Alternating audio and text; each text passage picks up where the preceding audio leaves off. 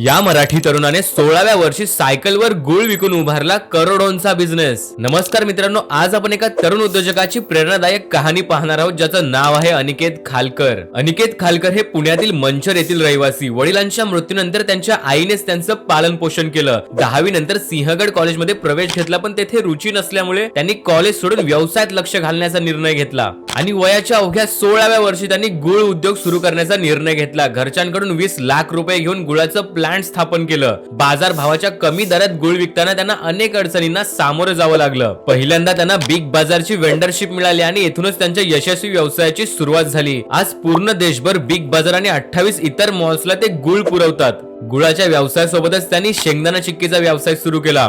अनिकेत खालकर आज अनेक व्यापाऱ्यांना वेटिंगवर ठेवत आहेत आणि आताच्या नवीन उद्योजकांना त्यांचा असा सल्ला आहे की अडचणींना धैर्याने तोंड द्या आणि आपल्या व्यवसायात पुढे जा। तर अनिकेत खालकर यांची कहाणी एक प्रेरणा आहे।